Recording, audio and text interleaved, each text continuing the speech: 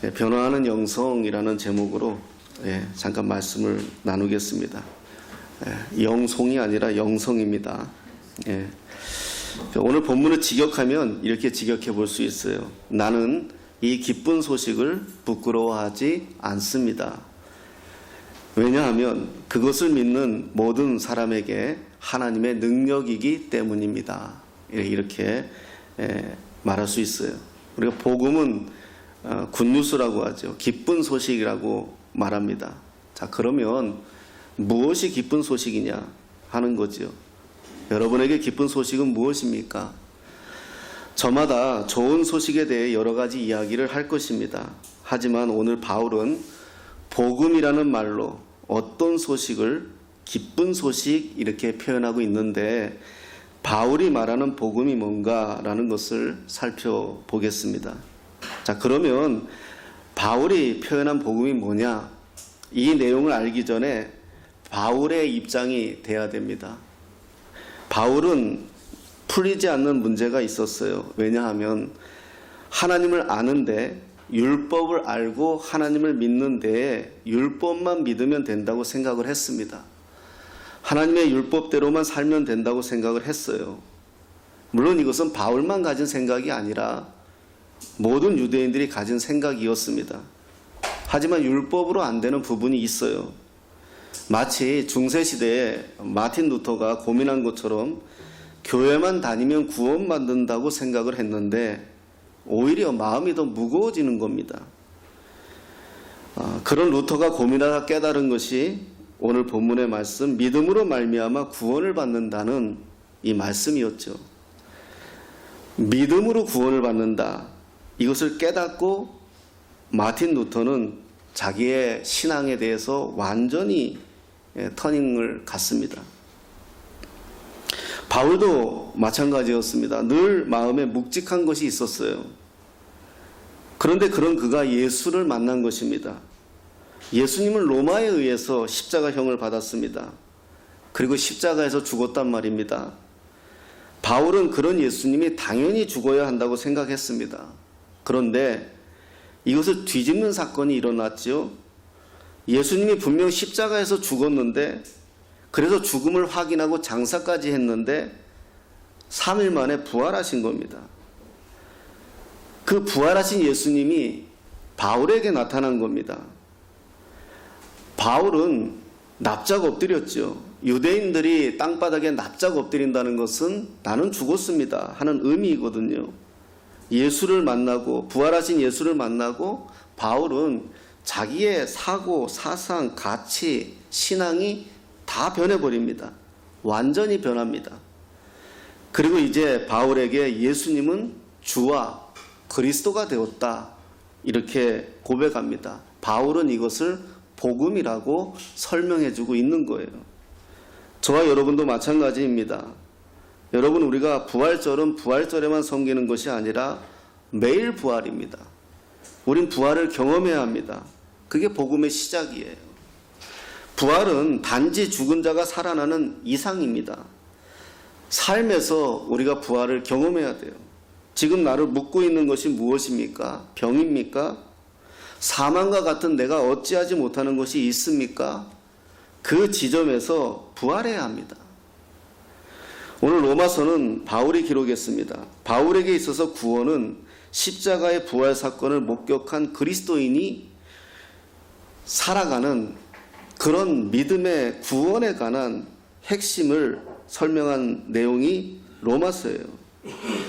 당시에 그리스도인들이 살고 있는 그 지역은 로마에 의해서 살아갑니다. 로마에 의해서 구속받고 살아가고 있는데, 그러나 이제는 주와 그리스도에 의해서 살겠다. 이게 구원이에요. 다른 말로 하면 지금 살아계신 주님의 다스림으로 나는 살아가겠다. 이게 부활이에요. 그리고 구원입니다. 바울은 말합니다. 믿음으로 말미암아 구원을 얻는다. 그러면 무엇을 믿느냐라는 거죠. 제가 늘 이야기합니다. 예수를 믿어도 무조건 믿으면 맹신이고, 알지 못하고 믿으면 미신이에요. 무엇을 믿느냐?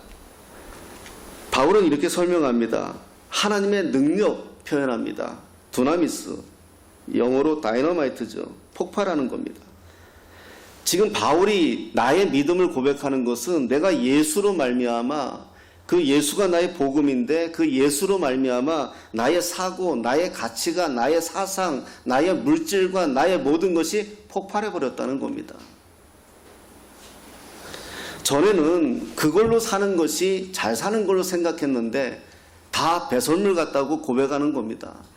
예수를, 부활하신 예수를 만나고 나니까, 복음이 내 안에 들어오고 나니까 새로운 사고, 새로운 가치관, 새로운 생각이 완전히 전환되는 겁니다. 이게 능력이라고 표현하는 것이고, 복음이라고 표현하는 것이고, 구원이라고 표현하는 거예요. 우리는 구원의 결과만 이야기합니다. 그래서 천국 가는 것이 구원이라고 말합니다. 맞습니다. 하지만 지금 당장 천국 가는 것은 아니지 않습니까? 천국 가는 그날까지 우리는 이 땅에서 천국을 경험하며 살아가야 합니다. 그런 인생을 사는 것이 새로운 사람으로 살아가는 것이죠. 그게 예수님이 말씀하신 진리 안에서 자유이고 바울이 이야기하는 구원받은 자의 삶이라는 것입니다. 결과는 천국 가는 것이지만 과정은 이 땅에서 하나님의 다스림으로 내가 살아가는 거, 그게 구원이다. 바울은 이렇게 설명하고 있는 것입니다. 오늘 저와 여러분들은 구원받은 사람들입니다. 그렇다면 이제 하나님의 다스림 안에 있는 사람들이에요. 지금까지 나를 주장했던 나의 사고, 사상, 가치가 중심이 아니라 이제부터는 하나님의 말씀이 중심이고 복음이 내 삶의 핵심이 되는 거예요. 그런데 문제는 우리가 그렇게 살고 있느냐? 지금 내가 그렇게 살고 있느냐 하는 것입니다. 하나님으로 살아가고 있느냐라는 것이지요. 내가 하나님의 다스림을 받고 있다는 것은 내가 고백할 수 있느냐? 내가 정말 다이너마이트 같은 폭발을 경험해 봤느냐?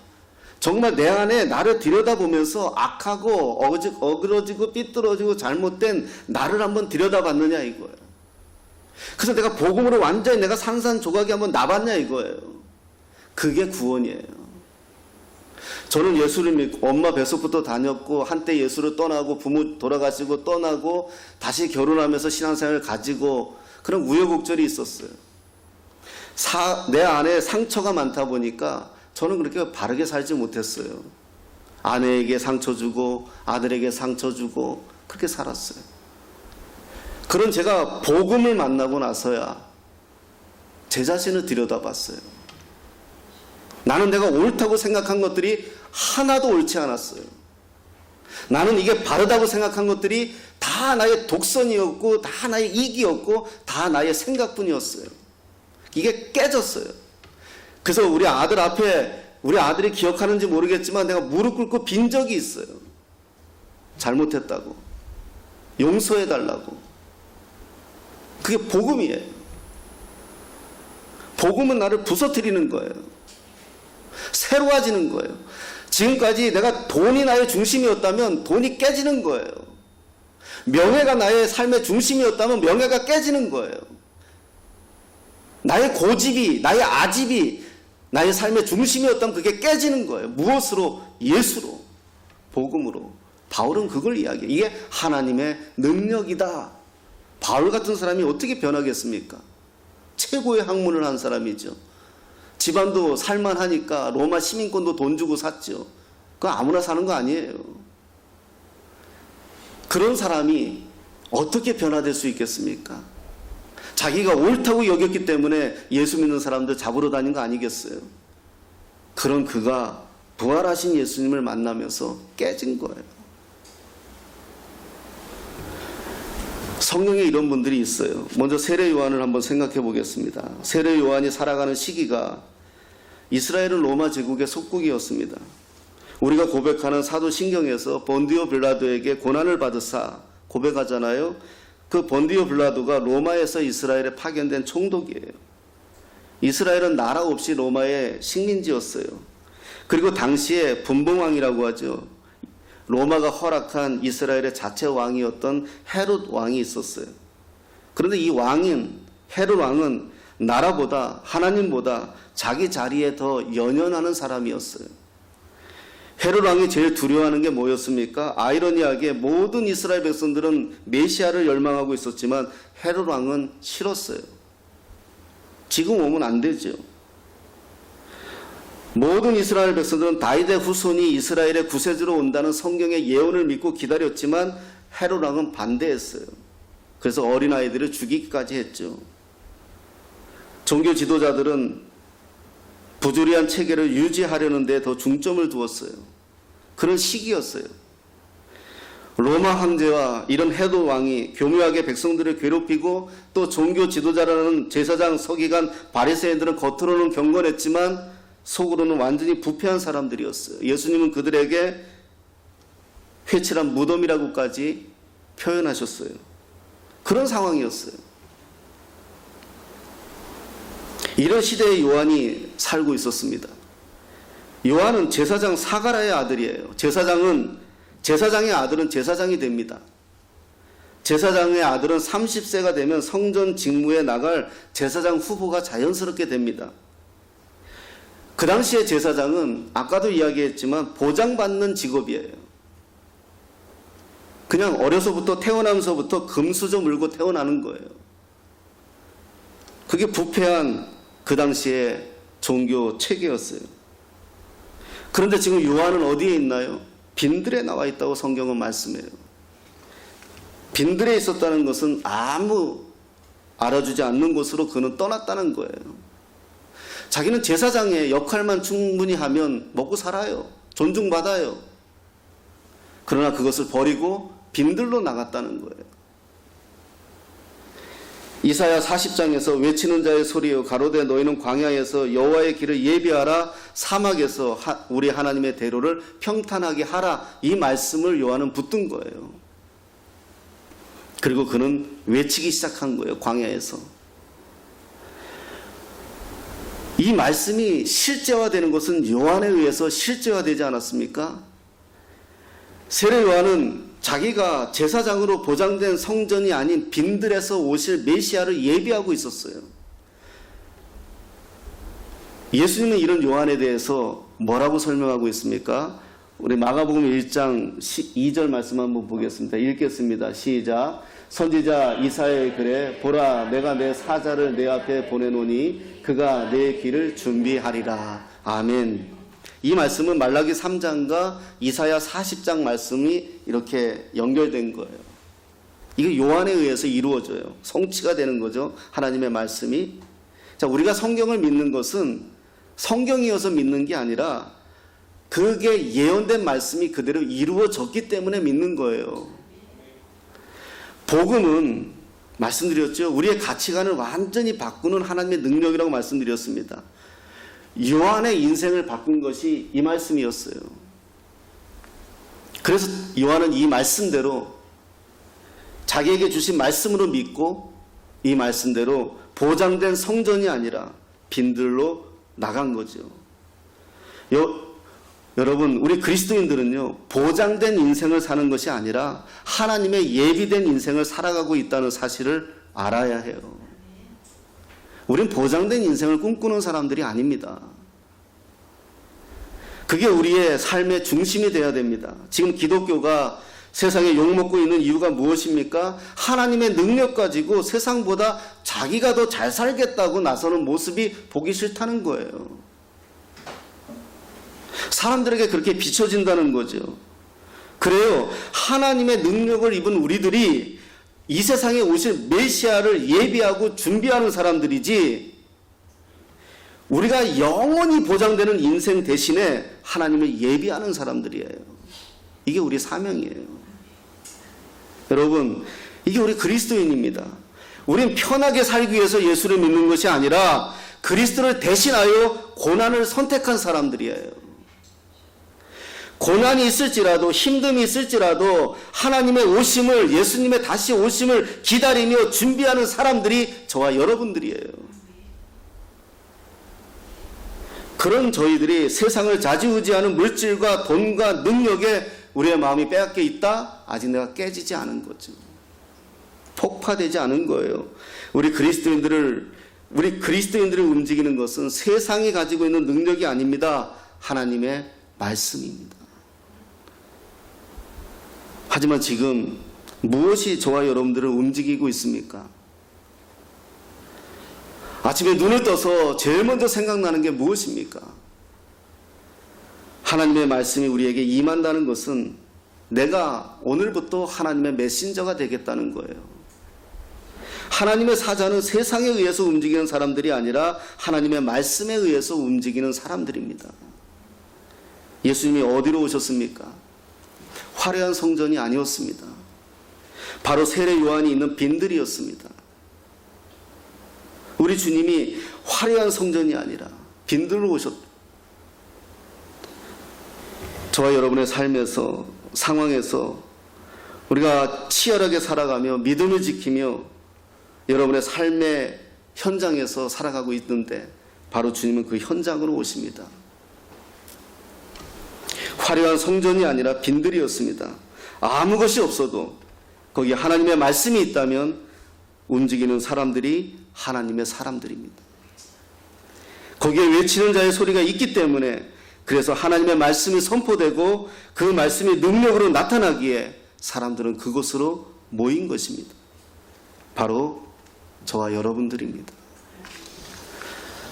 다음 주는 성령 강림절이죠. 성령 강림절은 예수님이 십자가에 죽으시고 부활하시고 너희들이 예루살렘을 떠나지 말고 예루살렘에 있으라 오직 성령이 너희에게 임하시면 땅끝까지 이르러 복음이 전한다. 그 말씀이 이루어지는 사건이 성령 사건입니다. 우리 사도행전 19장 1절에서 3절 말씀 한번 보겠습니다.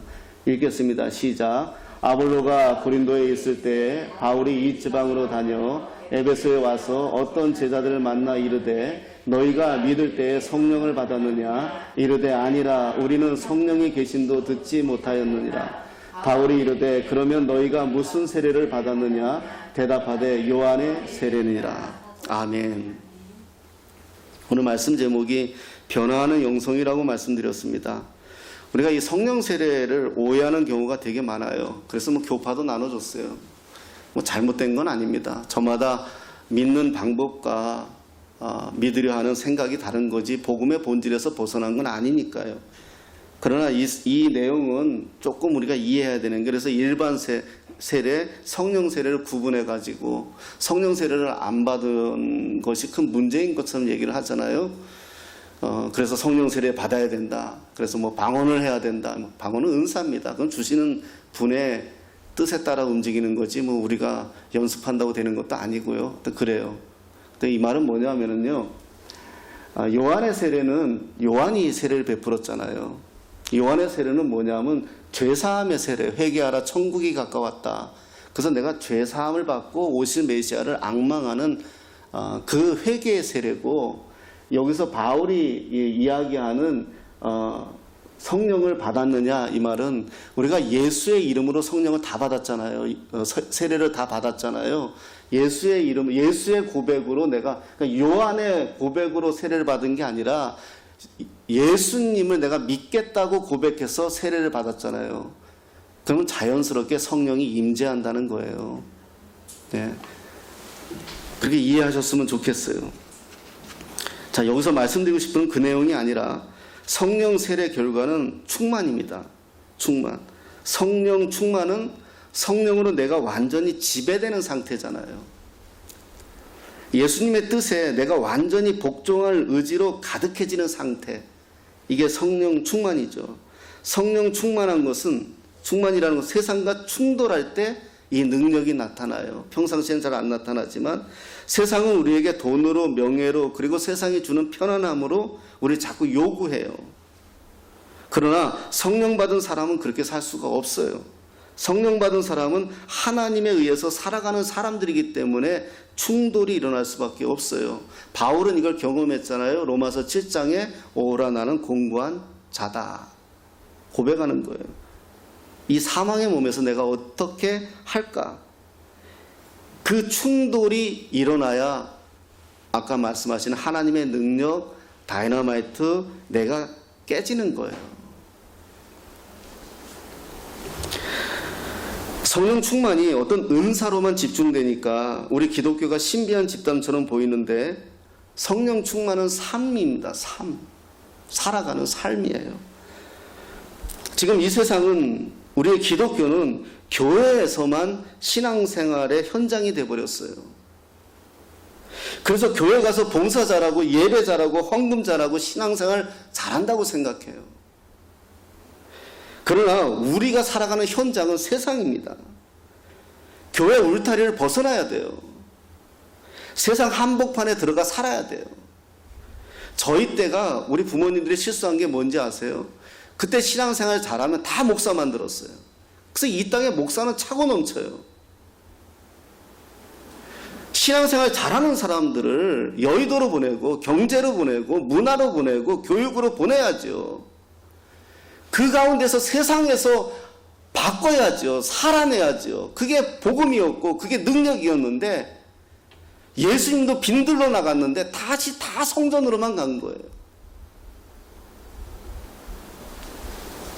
신앙 좋은 사람일수록 세상에 내보내야죠.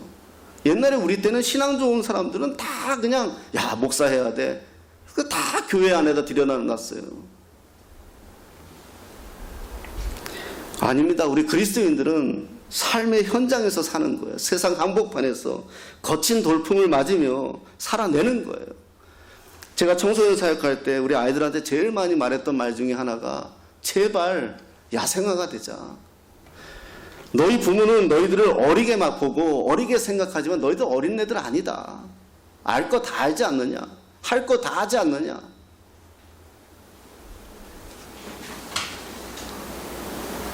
너희들은 절대 어리지 않다. 그래서 그 아이들한테 계속해서 집중한 게 얘기한 게 뭐냐면 그거예요. 살아내라. 살아내라. 야생화 봐라. 태풍이 불어도 돌풍이 불어도 흙 한 점 부여잡고 마침내 꽃을 피워내지 않더냐. 그게 그리스도인이다. 왜? 다 화초 만들어놨어요. 주일학교. 우리 청년들 다 화초 만들어놨어요. 교회 안에서만 잘해요. 그게 교회 오빠예요. 야성도 없고 살아낼 능력도 없고 살아보려 애쓰는 마음도 없고 다 캥거루 만들어 놓고 40, 50 먹은 권사님들이 다 끼고 앉아가지고 그 교회 아니에요. 그 그리스도인 아니에요. 그리스도인은 살아내는 거예요. 맨 땅에 헤딩하는 거예요. 아무 곳에 없는 곳에서 꽃을 피워내는 게 그리스도인이에요. 주님 붙들고. 바울이 그걸 얘기하는 거예요. 그게 바로 뭐다? 성령 충만한 사람이다. 여러분 요즘 왕따 안 당하는 사람들이 어디 있어요? 저도 왕따 당해요. 목회자들 사이에서 어른들한테. 이상하게 나만 가면 쌓여지는 은혜가 있어요. 그렇게 잘 드시다가도. 그리고 한 번씩 쫑크를 주시는 게 야 너는 한 300명 목회하는 놈 같아 막 이래요. 그래도 그냥 살아요. 요즘 왕따 안 당하는 사람이 어디 있습니까? 여러분 직장에서 왕따 안 당해요? 정상 아니에요? 다 당해요. 뒤에서 수근수근 안 되는 사람 없어요? 있어야 정상이에요. 그리스도인들은요. 그게 그리스도인이에요. 그래서 왕따 내가 우리 청소년 사역할 때 왕따를 그렇게 표현해 줬잖아요. 우리는 왕을 따로 모셔서 왕따라고 예수님을 왕으로 모셨기 때문에 우리는 세상 것들에게 욕먹는 거 당연한 거라고. 막 그래 네가 왕따 시켜 임마 막 그랬는데 그게 그리스도인입니다. 세상에 지지 마십시오. 사도행전 19장 8절에 이런 말씀이 있습니다. 우리 한번 읽겠습니다. 시작. 바울이 회당에 들어가 석 달 동안 담대히 하나님 나라에 관하여 강론하며 권면하되. 바울이 회당에 들어가 석 달 동안 담대히 하나님 말씀을 가르쳤어요. 하나님의 말씀을 풀어 가르쳤다는 거죠. 권면했다는 거죠. 하지만 어떤 사람들은 마음이 굳어 순종치 않고 무리 앞에서 바울을 비방해요. 결국 바울이 그들을 떠나 제자들을 따로 세우고 두란노 서원에 들어가 날마다 하나님의 말씀을 가르쳐요. 여러분, 성령 받은 사람은 성령 받지 않은 사람들에게 항상 조롱받아요. 항상 대적을 받아요. 그게 성령 충만한 거예요. 여기서 그치면 안 되죠. 19장 10절에 이런 말씀이 있습니다. 읽겠습니다. 시작. 2해 동안 이같이 하니 아시아에 사는 자는 유대인이나 헬라이나 다 주의 말씀을 듣더라. 아멘. 바울이 회당은 유대인들이잖아요. 유대인들에게 3개월 동안 하나님 말씀 가르쳤는데 결과가 뭐예요? 쫓겨났어요. 그래서 바울이 선택한 곳이 어디예요? 두란노 서원이에요. 에베소에 있잖아요. 두란노 서원에 갔어요. 그 두란노 서원은 지금으로 표현하면 사설 학원이에요. 지금도 가보면은 이렇게 앞부분만 남아있어요. 에베소에. 거기서 3년 동안 말씀을 가르쳐요. 헬라인들에게요. 그런데 어떤 일이 벌어져요? 3년 동안 가르쳤더니 다 주의 말씀을 듣더라. 그래요. 이게 성령 충만의 역사예요. 하나님 말씀이 들려오는 거죠. 2년 동안 끊임없이 하나님의 말씀을 가르칠 수 있었던 것도 성령 충만이에요. 이게 결과가 어떻게 나타납니까? 19절, 12절이에요. 한번 읽어보겠습니다. 19절, 12절. 없나요? 미안해. 없어? 없으면 읽으면 돼. 예, 사도행전 19장 찾아보겠습니다. 19장 12절. 내가 안 준 모양이에요. 미안해. 221페이지에 있습니다.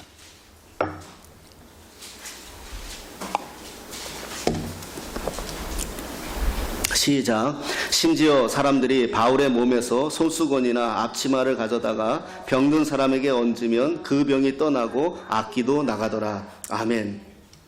성령 충만하여 말씀으로 2년 동안 열심히 가르치고 그 말씀에 이 헬라인이나 유대들이 반응하니까 그 다음에 그 말씀 계속 연결되는 내용이거든요. 바울에게 어떤 역사까지 일어납니까? 바울이 가지고 있는 손수건이나 앞치마를 만진 병든 사람에게 얹기까지만 해도 역사가 나타난다는 거예요. 자, 먼저 뭐죠? 하나님 말씀이에요. 성령 충만한 바울이 하나님의 말씀과 하나 될 때, 성도들과 말씀 안에서 2년 동안 똘똘 뭉칠 때 역사가 일어나는 거예요. 성령 충만 받겠다고 그냥 기도원 들어가서 기도만 하는 거 아니에요. 금식만 하는 거 아니에요. 성령 충만이 지속되고 능력이 나타나는 것은 하나님의 말씀으로 무장이 돼야 돼요. 이게 안 되면 방언도 한다, 예언도 한다, 별 능력을 다 갖고 있었다 할지라도 실상 자기 앞에 놓여진 작은 문제 하나 이길 수 없는 상태가 돼버려요. 자기 감정을 컨트롤할 수 없는 그런 유약한 자가 돼버려요. 악기를 무장해제시키고 세상을 변화시킬 수 있고 바꿀 수 있는 것은 하나님의 말씀과 성령 충만함이 하나가 될 때 거기 역사가 일어나는 거예요. 근데 사람들은 요것만 보고 바울의 몸에서 손수건이나 앞치마를 가지고 요것만 보고 이야기하는데 그 앞의 내용을 이야기 안 하는 거예요. 앞에 어떤 일이 있었어요? 2년 동안 열심히 말씀 나눈 거예요. 같이 빡 터지게 지금 애들 표현으로 얘기하면.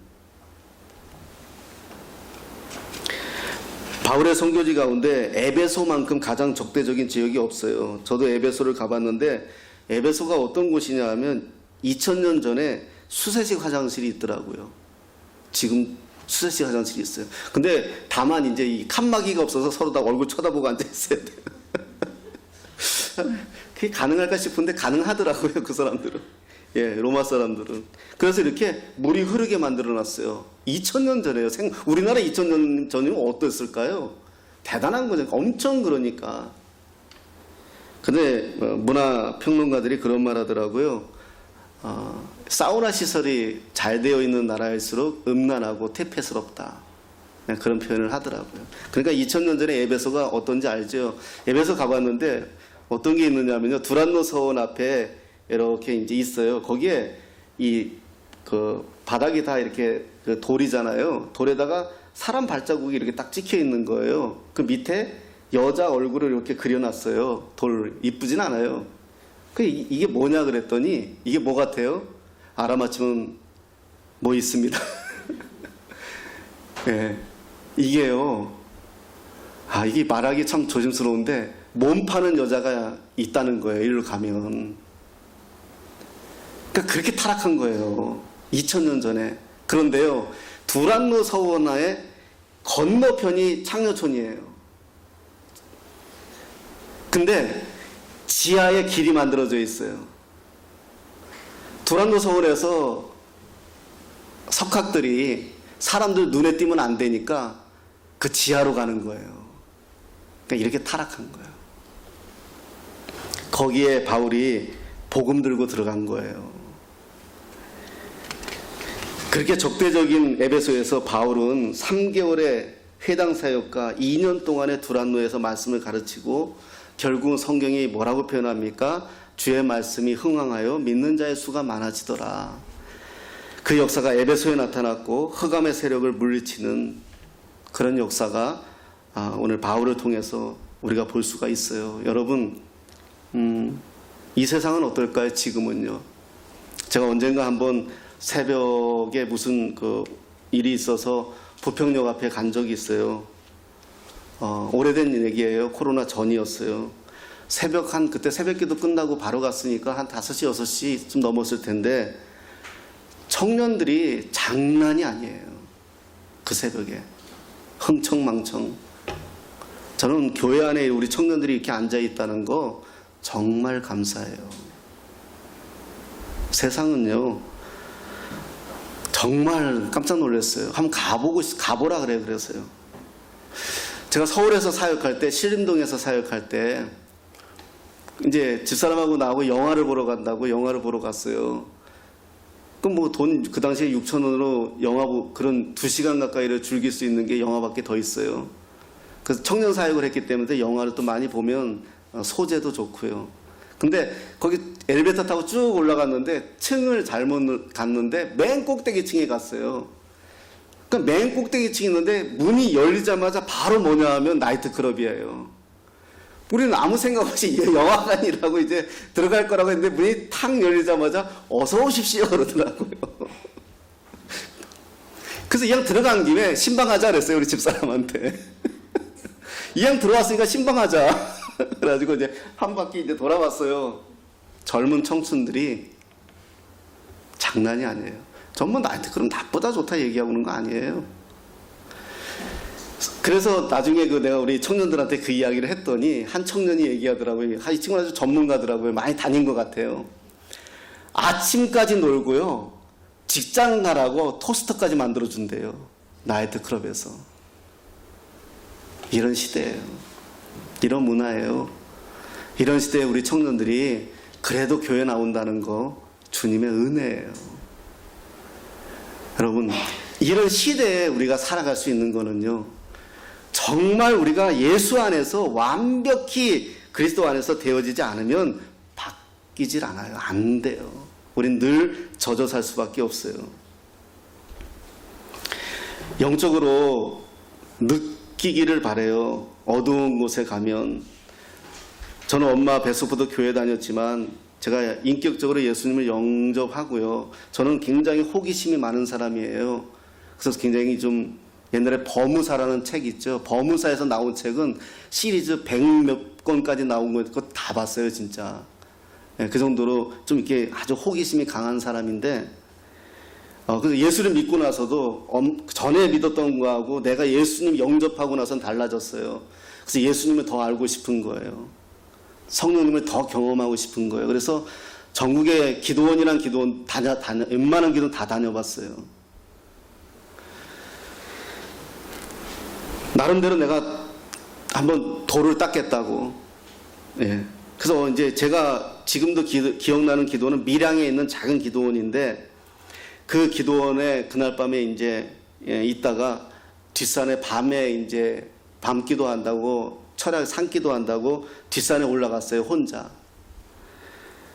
그 뒷산 올라가다가 동굴이 하나 있더라고요. 그래서 너무 좋더라고요. 따뜻하고. 여기서 기도해야 되겠다. 그래가지고 깜깜하니까 잘은 안 보이지만 거기 엎드려서 기도하는데 전문용어로 기도빨이 안 되는 거예요. 뭔가 안 되는 거예요. 기도도 안 되고 뭐가 안 되는 거예요. 계속 이렇게 뭐가 안 돼요. 그러니까 우리가 기도하면은 이렇게 어느 순간에 이렇게 확 갈 때가 있거든요. 그러면 그게 막 1시간, 2시간이 기도가 돼요. 그냥 막 혼자 중언부언할 때는 한참 기도하고 눈 떴는데 5분인데 그런 게 있거든요. 근데 기도를 하는데 안 되는 거예요, 그게요. 밤새도록 끙끙거리다가 그냥 내려왔어요, 포기하고. 다음날 원장님하고 아침밥 먹는데 원장님한테 그 얘기를 했어요. 그랬더니 어디쯤이니? 어디라고 얘기했죠. 그랬더니 참 살아온 게 다행이래요. 그래서 왜냐 그랬더니 거기가 무당들 신내림 받는 곳이래요. 현수막하나 걸어줘야 되겠다. 여기서 축 살아왔다고. 그때 제가 깨달은 게 있어요. 어둠의 세력이 있는 거고요. 영적인 부분이 있는 거다. 어디든 주님이 계신다고 우리가 이야기하는데 어디는 기도가 되고 어디는 기도가 안 되는구나. 물론 나의 문제이기도 하겠지만 이런 게 있구나. 그러면서 그 부분을 굉장히 많이 고민한 적이 있어요. 왜 이런 말씀을 드리냐면요, 이 세상이 그래요. 동굴만 그럴까요? 이 세상은요, 큰 동굴이에요. 어둠의 동굴이에요. 우리가 여기서 밝은, 잘 먹고 잘 살고 저 세상 가운데 사니까 다 좋은 거 가지고 사는 것 같죠? 아니요, 영적으로 보면 완전히 타락 끝이에요. 이 가운데 저와 여러분들이 살아가고 있는 거예요. 이 가운데 저와 여러분들이 살아가고 있는데 우리 그리스도인들이 다 척하며 살고 있다는 거예요. 괜찮은 척, 잘 사는 척, 문제 없는 척, 들여다보면 상처투성이고, 들여다보면 아픔투성이고, 들여다보면 힘든 거 투성인데 울지도 못하고 말도 못하고. 제가 늘 이야기하죠. 건강한 아이는 잘 우는 아이가 건강한 아이예요. 울지도 못하는 아이는 이거는 안 되는 거예요. 우리 그리스도인들이 그렇게 살아요. 다 괜찮은 척하고 살아요. 속을 들여다보면 다 아파하고 있는데, 다 병들어 있는데. 그런데 오늘 성경이 말씀하는 게 뭡니까? 이걸 해결할 수 있는 것은 복음밖에 없다는 거예요. 이 세상의 지식과 철학, 지금처럼 공부 많이 한 사람들이 어디 있어요? 우리 어머니 때 대학 나온 사람 있어요? 지금은 이 세상은 지식으로 가득 찼어요. 세상의 철학으로 가득 찼어요. TV만 틀면 정말 명연설, 명설교, 명내용 천지야요. 근데 세상이 왜 이래요? 점점 왜 이래요? 이걸 바꿀 수 있는 건 복음밖에 없어요. 먼저 내가 이 복음으로 깨져야 돼요. 내가 완전히 나의 그동안 살아온 가치관이 바뀌어야 되는 거예요. 나의 중심이 완전히 깨져야 되는 거예요. 그게 의인은 믿음으로 산다는 거예요. 여러분, 믿음으로 산다는 게 쉬운 것 같아요? 쉽지 않아요. 믿음으로 사는 거. 오늘 말씀 제목이 변화하는 영성입니다. 다른 말로 하면 경건이지요. 경건이라는 것은 하나님의 자녀답게 사는 능력을 말하는 것입니다. 이 땅에 교회도 많고요. 이 땅에 하나님의 자녀도 많고요. 하지만 세상은 변하지 않습니다. 오히려 더 어두워져 가고 있습니다. 사랑하는 여러분, 더욱 성령 충만해야 됩니다. 더욱 주님으로 살아가야 됩니다. 세상에 지지 마십시오. 돈 몇 푼에 우리 인생을 저당 잡히지 마십시오. 세상이 주는 그 잠깐의 편안함으로 하나님을 바꾸지 마십시오. 살아가는데 좀 나한테 유익이 있다고 해서 나의 믿음을 내려놓지 마십시오. 왜냐하면 우린 그리스도인입니다. 우리는 하나님의 자녀입니다. 빈들에서도 주님만 함께 계시면 우리는 걱정이 없는 자라고 외치는 자들입니다. 그렇게 사십시오. 그렇게 살아가야지만 우리에게 세상을 바꿀 수 있는 능력이 있는 것입니다. 기도하겠습니다.